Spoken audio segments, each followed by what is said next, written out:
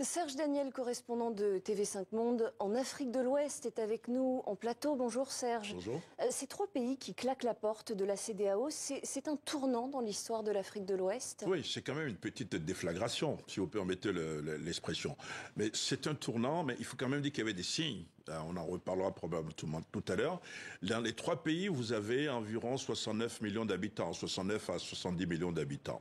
Vous avez comme superficie quand même près de moins de 3 millions de kilomètres carrés, 2 millions 700 000 kilomètres carrés. C'est quand même important. C'est aussi le cœur de la lutte contre le terrorisme. Donc effectivement, c'est un événement important. Il n'y a jamais eu de précédent dans la région. Non, depuis 49 ans, il n'y a pas eu de précédent. Mais ça veut dire quoi concrètement? Ça veut dire qu'aujourd'hui, en Afrique de l'Ouest, on est en train d'assister à une scission politique? On peut parler de scission politique, mais il faut attendre. Les textes de la CEDEAO sont clairs. C'est-à-dire qu'ils ont annoncé aujourd'hui, les trois pays ont annoncé leur retrait de la CEDEAO. Il faut attendre un an pour que ça soit effectif juridiquement. Il faut attendre un an pour qu'ils quittent effectivement la CEDEAO. Donc pendant un an encore... Oui, mais pourtant, le communiqué dit avec effet immédiat. Oui, avec effet immédiat, d'accord, mais ce sont les textes de la CEDEAO qui le disent. C'est-à-dire qu'à partir du moment où ils annoncent leur retrait aujourd'hui, il faut attendre un an pour que ce soit juridiquement effectif.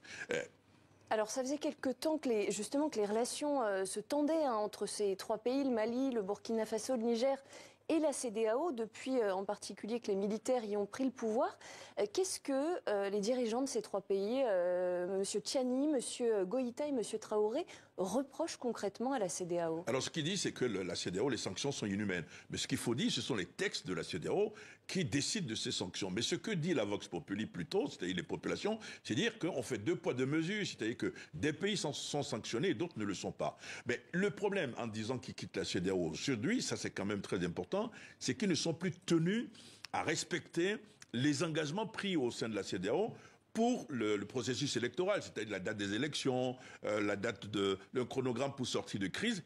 Ils ne sont plus tenus à cela. Ensuite, ce qu'ils reprochent, c'est ces pays estiment qu'il y a des puissances étrangères, disons les choses clairement, c'est de la France qu'ils parlent, que la France pilote un peu les décisions de la communauté économique des États de l'Afrique de l'Ouest. Ce sont des griefs. Alors on va prendre la direction de Ouagadougou, capitale du Burkina Faso, où l'on retrouve notre correspondante Fanny Noireau. Fanny, comment réagissent les Ouagalais à cette sortie de la CEDEAO? Eh bien, même s'il y avait déjà eu des rumeurs début décembre quant à un possible retrait, évidemment, cette annonce simultanée en a quand même surpris plus d'un.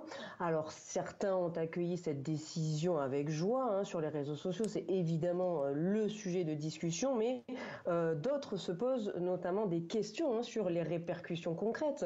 La libre circulation des personnes, la circulation des marchandises. Je vous rappelle qu'aucun de ces trois pays n'a un accès à la mer. Qu'en est-il des accords commerciaux? Et puis surtout, quid des nombreux ressortissants de ces trois pays installés dans les États CEDEAO? Par exemple, on estime qu'il y a entre 3 et 5 millions de Burkinabés installés en Côte d'Ivoire. Eh bien, aujourd'hui, les Burkinabés se posent la question de savoir est-ce que ces derniers vont devoir demander une carte de séjour qui s'élève à près de 500 € pour les ressortissants des pays non membres de la CEDEAO. Et puisque cette décision, vous l'avez dit, elle est prise sans délai, eh bien, avec humour aussi, certains se demandent si les étalons, l'équipe burkinabé de football, qui est actuellement en Côte d'Ivoire pour la CAN, eh bien, est-elle en situation irrégulière? Les joueurs doivent-ils demander un visa? Vous le comprenez, beaucoup de questions restent en suspens autour de ce qu'on surnomme parfois ici le Brexit sahélien. Fanny Noireau en direct de Ouagadougou. Revenons à présent sur le rôle de la CEDEAO. On a commencé à l'évoquer. Ces derniers mois, l'organisation régionale a tenté d'endiguer les coups de force et de pousser le retour des civils au pouvoir. Elle a pris de lourdes sanctions contre le Mali et le Niger. Elle est allée jusqu'à menacer le Niger de recourir à la force. Jean-Luc Eguézier. C'était en août dernier à Abuja au Nigeria. Les chefs d'État et de gouvernement de la CEDEAO se réunissaient en sommet largement consacré à la crise avec le Niger. Ils donnent leur feu vert pour qu'une opération militaire aille rétablir l'ordre constitutionnel dans ce pays où des militaires ont pris le pouvoir voilà 2 semaines. L'intervention n'aura jamais lieu, mais la décision souligne l'importance qu'a pris le maintien de la stabilité régionale dans son action. Créée en 1975, la communauté économique des États d'Afrique de l'Ouest s'est donné de nombreuses missions. Comptant 15 pays, moins 3 à partir de ce 28 janvier, elle a porté ses efforts d'abord sur une intégration économique. Ce n'est que dans les années 1990 qu'elle se donne une responsabilité dans les conflits régionaux.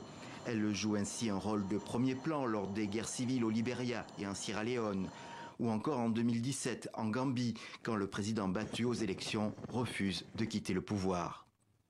La CEDEAO, c'est une population de plus de 300 millions de personnes au destin lié, avec un géant, le Nigeria, qui représente plus de 50% de la population et plus de 60% du PIB. La mission de renforcer l'intégration économique, toujours centrale, s'avère plus difficile que prévu. Des barrières douanières ont été levées pour faciliter le commerce et un passeport commun a été créé pour permettre la libre circulation des personnes au sein de la communauté. Mais l'objectif de créer une monnaie unique marque le pas.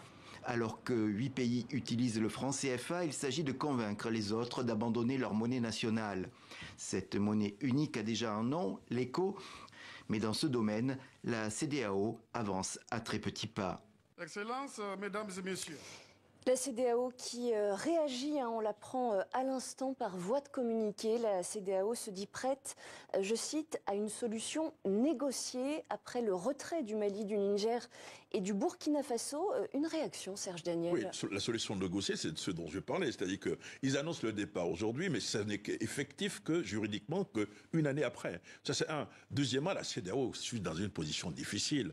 Elle n'a pas forcément envie du départ de ces pays. Vous avez 70 millions d'habitants, 2 700 000 km², le nœud de la lutte contre le terrorisme. La CEDEAO a des choses à se reprocher également vis-à-vis de ces pays. La CEDEAO n'est pas... Qu'est-ce que la CEDEAO a à se reprocher? Elle n'est pas justement en position de force, parce qu'elle n'est pas unie, elle n'a pas été unie. Ils ont été décidés d'attaquer militairement la junte, mais au sein de la CEDEAO, les pays n'étaient pas d'accord. Vous avez eu le Togo, par exemple, qui a pris la tête du camp pour dire non, il faut négocier avec ces jeunes.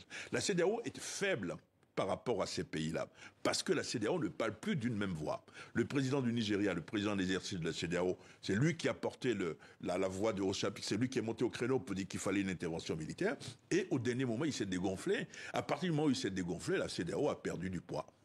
En quelques mots, Serge, parce qu'il nous reste malheureusement assez peu de temps, quelles peuvent être les conséquences de ce retrait de ces 3 pays de la CEDEAO, notamment pour les populations de ces 3 pays? Alors c'est ça qui ça va être difficile tout à l'heure. La correspondante au Burkina disait tout à l'heure, vous avez des millions de ressortissants. La libre circulation des biens et des personnes, ça va poser problème.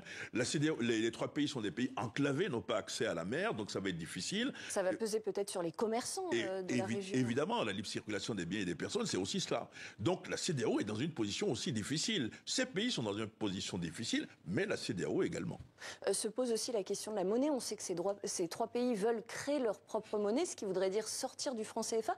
Ça semble possible à ce stade? Ils n'ont pas annoncé, parce que vous savez, ils ont annoncé leur retrait de la CEDEAO, mais pas de l'UEMOA qui s'occupe de la monnaie. Mais est-ce que ça sera la prochaine étape? On verra bien. Affaire à suivre. En tout cas, merci beaucoup, Serge Daniel, d'avoir répondu à nos questions.